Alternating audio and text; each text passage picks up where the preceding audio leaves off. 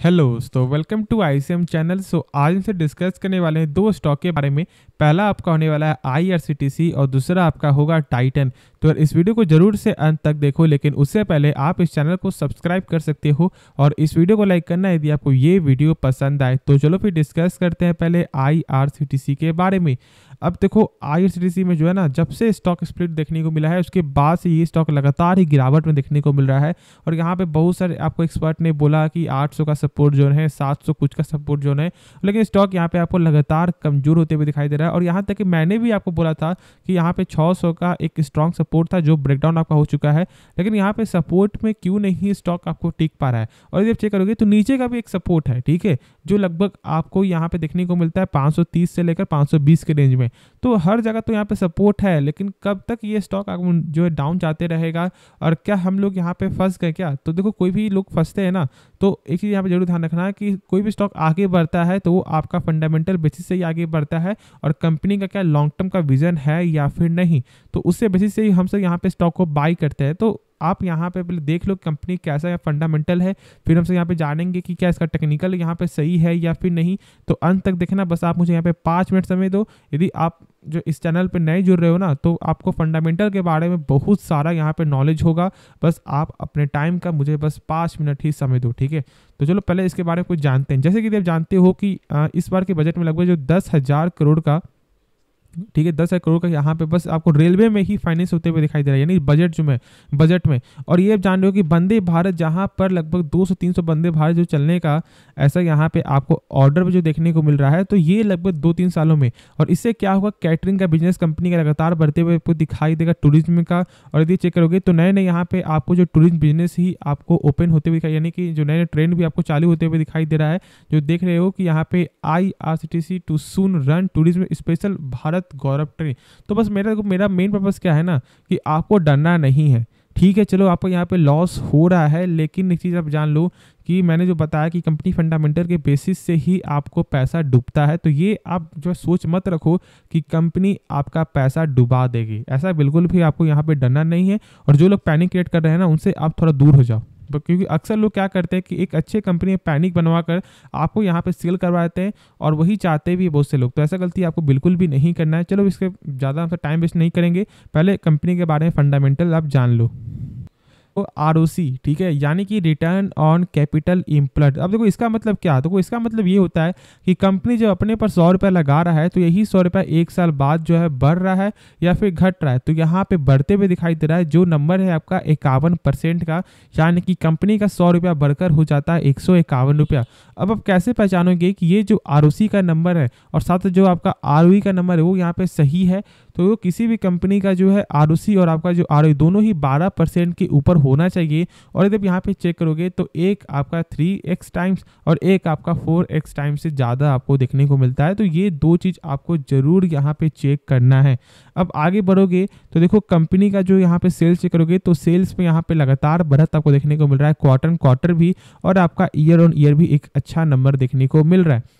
अब यहाँ पे प्रॉफिट चेक करोगे तो प्रॉफिट भी यहाँ पे एक अच्छा खासा गेन। तो स्टॉक में प्रेशर क्यों, सबसे पहले तो यहाँ पे आपका ओएफएस, जो लोग यहाँ पे डरते हैं सरकारी कंपनी को बाई करने से पहले लोग यही चेक करते हैं क्या वो सरकारी कंपनी है क्या, क्योंकि जानते हैं लोग यहाँ पे कब कोई ठीक नहीं होता है कि कब यहाँ पे आपको एफएस आ जाए। जैसे कि अभी आपको हाल में आपको दिखने को मिला एचएएल में आपका, वो भी एक सरकारी कंपनी, तो इसी कारण लोग यहाँ पे डरते हैं। लेकिन देखो कंपनी का थोड़ा यहाँ पे चेक कर लो, बिजनेस यदि चेक करोगे, थोड़ा यहाँ पे देख लो फंडामेंटल, तो लगातार ही आपको यहाँ पे ईयर ऑन ईयर के बेसिस से भी सेल्स में ग्रोथ आपको देखने को मिल रहा है। और साथ साथ कंपनी जो टोटल एसेट है उसमें भी यहाँ पे लगातार गेन है। अब यदि हम यहाँ पे चेक करें कि कंपनी क्या कैश फ्लो सही है, यानी कि कंपनी जो सामान बेच रही है क्या उसका पैसा जो रिटर्न आ रहा है। तो देखो यहाँ पे नेट कैश फ्लो तो यहाँ पे आपका पॉजिटिव है, ठीक है, एक का, बस एक का यहाँ पे मार्च 2021 का नेगेटिव है, वो जानते हो वजह यहाँ पे क्या वजह था। लेकिन अब आपको चेक कैसे करना है कि क्या सही है या फिर खराब है ऐसे। तो देखो इस नंबर देखो अब कितना है आपका यहाँ पे 524 करोड़ ना, तो इस नंबर से कम होना चाहिए टोटल प्रॉफिट। तो यदि हमसे यहाँ पे चेक करें तो देखने को मिलता है आपका 664 करोड़, यानी कि लगभग आपको यहाँ पे जो है थोड़ा खराब देखने को मिल रहा है कैश फ्लो।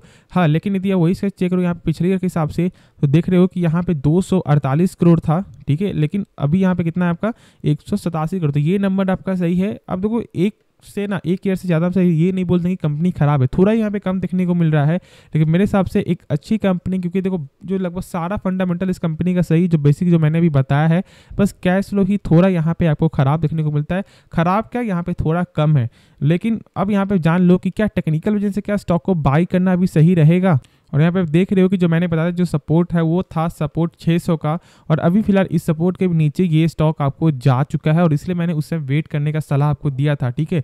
अब देखो यहाँ पे क्या बाई करना सही रहेगा, नहीं अभी बिल्कुल भी बाई मत करो, अभी आपको वेट करना है, यदि आपका शॉर्ट टर्म पर्पस भी है और यदि आपका लॉन्ग टर्म पर्पस के लिए। लेकिन देखो लॉन्ग टर्म के लिए क्या कर सकते हो, नहीं तो यहाँ पे आपको SIP के द्वारा बाई करो, ठीक है।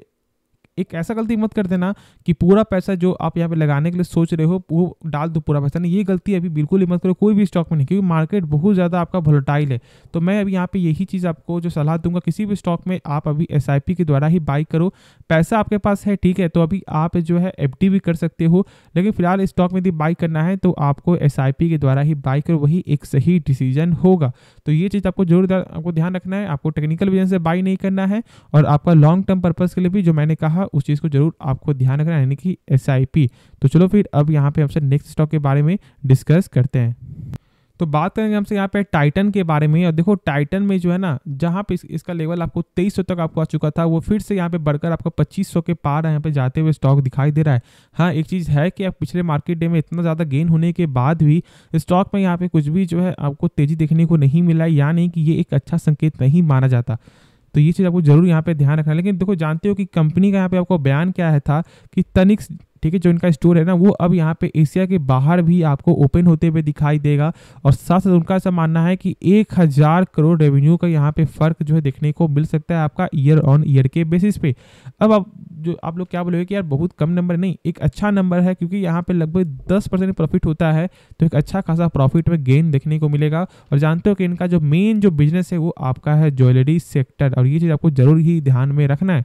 अब यहाँ पे हमेशा ब्रोकर आपको जो है ना बुलिश सी नजर आते हैं, यदि ज़्यादातर स्टॉक गिरावट होता है उसके बाद में जो टारगेट है हमेशा आपको 2500, 2600, 2700, 2800 ऐसे ही आपको टारगेट जो देखने को मिलता है।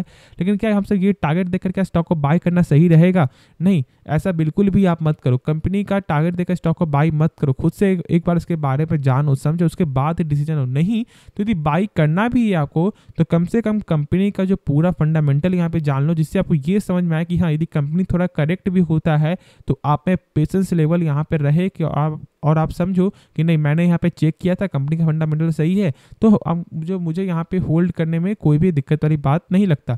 तो ये चीज़ आपको जरूर ही ध्यान रखना है, नहीं कंपनी का फंडामेंटल जरूर ही आपको नॉलेज होना चाहिए।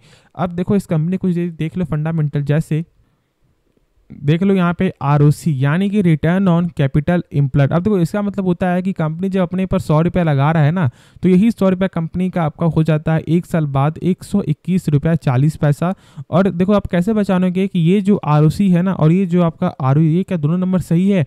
तो जो कम से कम किसी भी कंपनी का ये दो नंबर 12% के ऊपर होना चाहिए, और यहाँ पे ये नंबर आपको सही ही देखने को मिल रहा है, दिक्कत वाली कोई भी बात नहीं है। अब आगे बढ़ोगे तो कंपनी के जो सेल्स है, सेल्स में भी यहाँ पे आपको लगातार ग्रोथ आपको देखने को मिल रहा है, क्वार्टर भी, और आपका ईयर ऑन ईयर के बेसिस पे गेन है, लगभग जो 10% का गेन है, लेकिन सही है, ठीक है, 10 से 15% का गेन है।